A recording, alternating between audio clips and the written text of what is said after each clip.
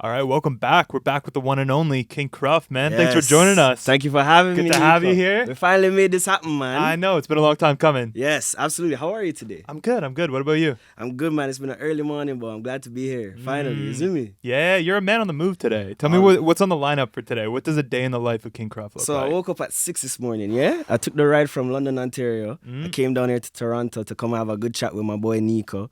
And after this, I'm heading back to London, Ontario. I have a little something in between, you know what I mean? Trying to stay close to my friends because they haven't seen me in a while. And then a studio session in the nighttime. So you just don't ever stop, do you? I don't ever stop, man. It's getting concerning. No kidding. You see me? But the work has to be done. No kidding. No kidding. And so, like, you're heading a studio session today. You've got an interview. Like, how do you stay fueled up for this? How do you stay like awake and alert and on the ball for all this? Man, honestly, I'm getting older. You know what I mean? Even like I was just thinking about it. Like now, I'm drinking like oat milk and things. You know what I mean? Which is like Oat a milk's sign that underrated. oat man. milk is actually fire, bro. Yeah. But that's definitely a sign that you're getting older. So as you get older, you know what I mean? You're not going to bed at 12 a.m., 2 a.m. anymore. I try to make myself go to bed a little bit early and do as much as I can in the day. You see me? Because the sleep is just as important as the work. You have to rest. Right on. You know what I mean? Yeah. Man, I feel like you got good habits. Thank you. Nice. I and don't.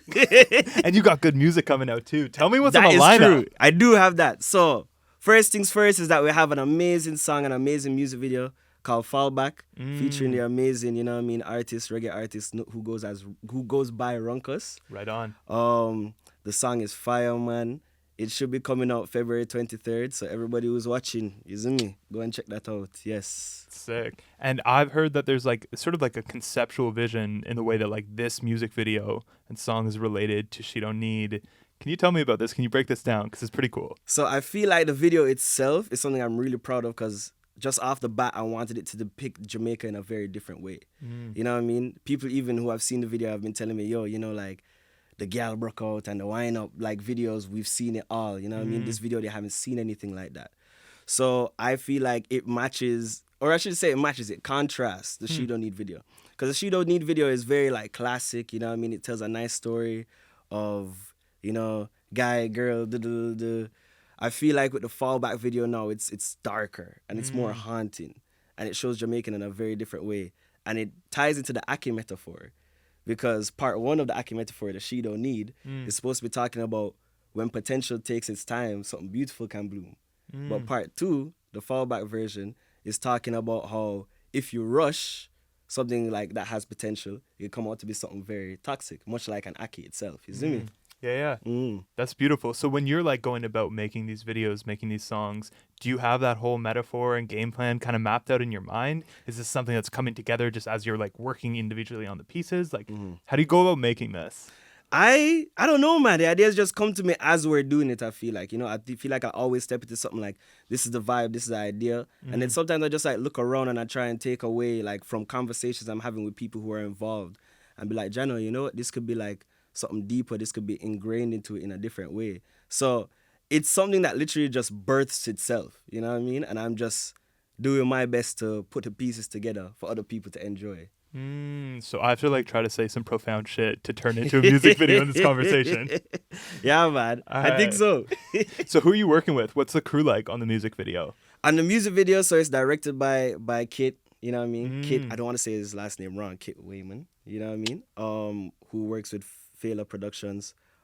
Tristan was a DP, so shout out Tristan. We shot it in Jamaica, so we had a lot of Jamaicans and crew on set. Shout out Regina, you know what I mean? Who is the leading lady of the Fallback video. And yeah, man, it was just meeting a lot of people for the first time and getting this vibe going, and people who have never really heard of King Cruff learn what's going on and be like, oh, yo, this is actually sick. You know what I mean? Like, I actually really rate what this brother is doing and how he's trying to tackle this differently. So yeah, it was a whole team.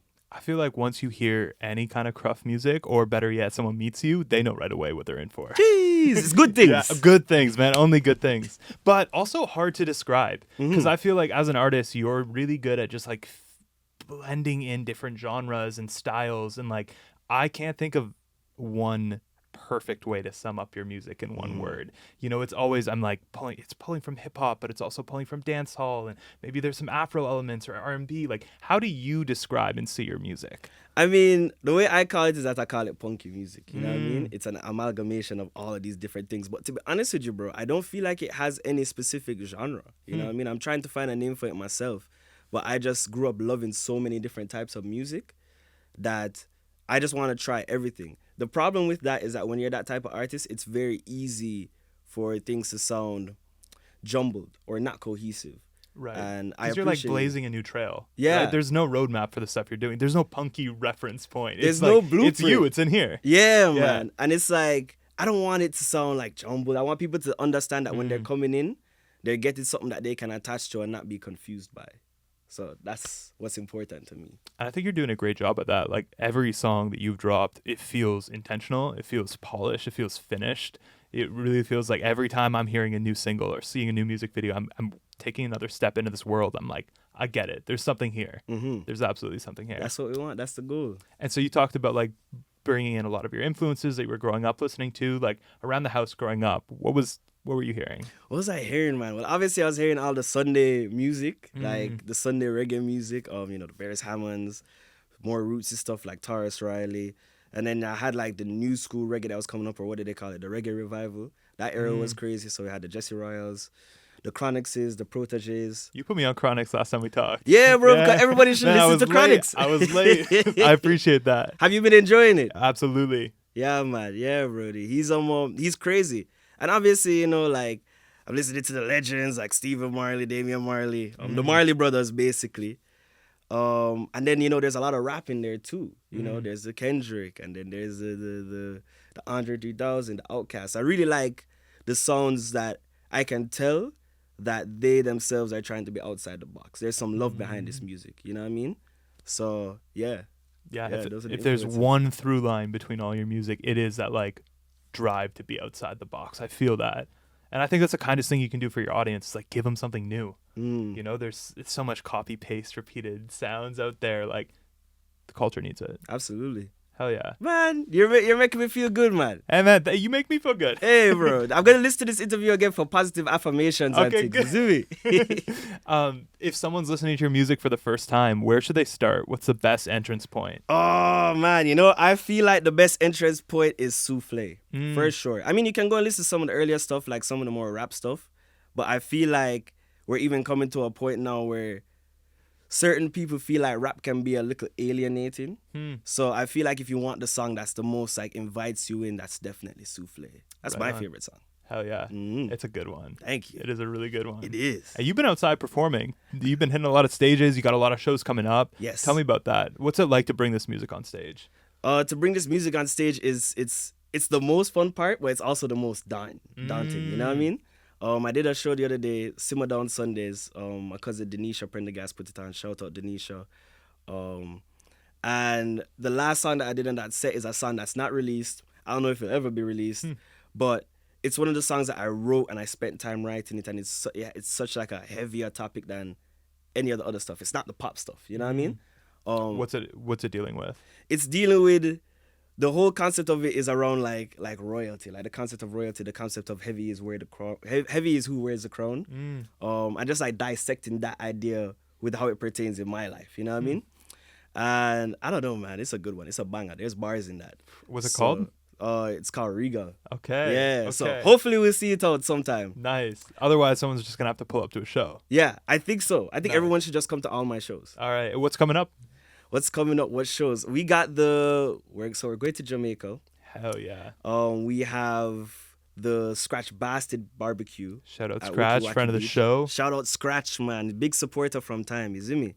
And honestly, just a sick guy. We did the barbecue that was in Toronto last year, and we did not plan that. I pulled up and he was like, "Hey, do you want to go on stage?" And I was like, "Oh, yeah, it's like sure, the most baby." Scratch energy ever. Bro, he was just like, "Yeah, man, just do it." I was like, "Okay," you see me? And probably crushed it. Yeah, I think I did crush it. You know what I mean? People were definitely like, "Who is this guy?" But the energy's right. Always. So we're doing that again in Jamaica, and I'm very, very intrigued to see how that goes. I think it's gonna be fire. Sick. That's got to be different in Jamaica. It's gonna be. I'm trying to see what I can plan out to make it like, its own moment. You know what I mean? But it's with Scratch, so I'm never worried. Yeah. You see me? What else do we have? You got a tour coming up, don't you? We've With got Dylan a tour Ponders? with Dylan Ponders. Hey, yeah. yo. You guys should pull up to that too. You see me? Yeah.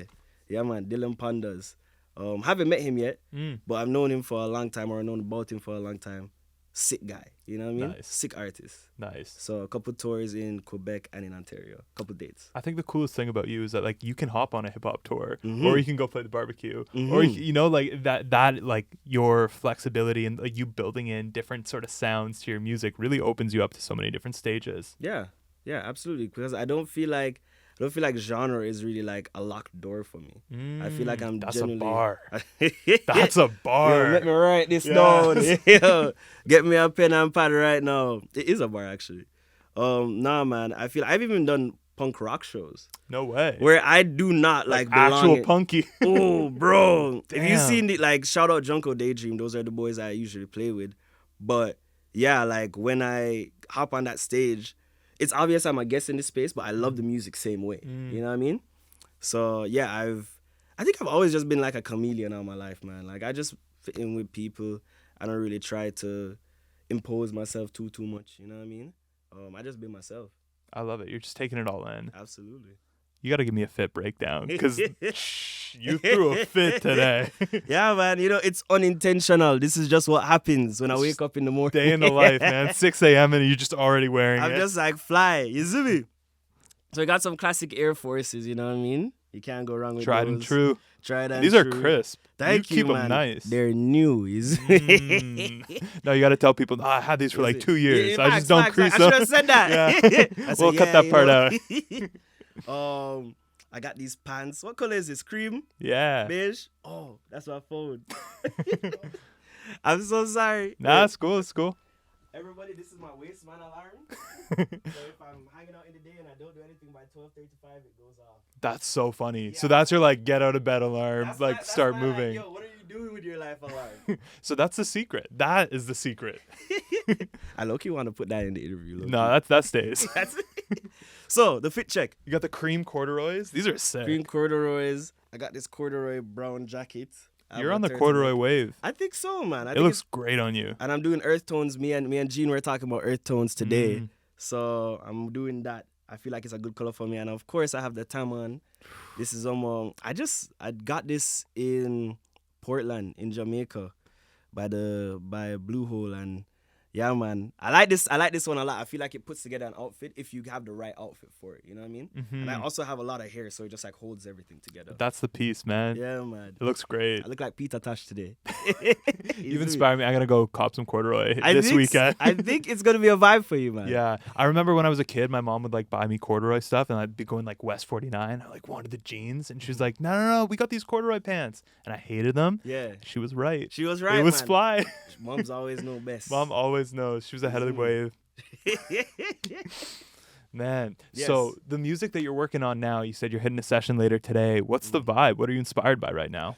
What am I inspired by right now? Jano. I love a lot of the stuff that's coming out of the UK. A lot like of who? love of the UK singers. So like Joy Crooks is a big one. Hell yeah. Little Sims for a long time has been a big one. New 7-song project that we just got too. She's always dropping music, Yeah, man. and it's good. Yeah. Yeah, it's there's like, a bar of quality that just is always met. she doesn't miss. She genuinely doesn't. I actually want to see her get more attention out here on this side. You know what I mean? But I feel like she does. She had a show out here and she sold it out. I'm I pretty feel sure. like it's one of those artists, if you know, and you're just deep on. Yeah, you love it immediately. Yeah. So I think UK is just like killing it right now. Obviously I'm always watching what's going on back home. So, you know, Tessellated is doing his thing, Circa 11, you know, big up the man them. Those are some people that I work with. I'm inspired by some of my closest friends. So big up Solo YT and big up Jag Hooligan, who's on She Don't Need. Hell yeah. And Solo YT should be on some other releases coming out this year. Yes, Nice. if I'm allowed to talk about that. Nah, talk about it. What's coming this year, man? What's the plan? Just a lot of music, man. You know what I mean? I don't want to go into detail. Alright. But I'm very excited. I feel like this year is going to be proper, you know what I mean? We've been rocking with Universal Music Canada, and we've been rocking with Tough Gun Collective for some time, and I feel like this year, you know what I mean, the foot is touching the gas. For 2024, sure. good year to be a Cruff fan. I think so. You see It's me? a And it's a really good year good to year. be Cruff. You see me? Hell yeah. Let's go. Man, I appreciate you making the time today. Always, bro. Yeah. Always. All right. Thank you, dude. Don't know. Good luck on the rest of your ventures. Thank you, bossy. All right. Man. We'll be back soon.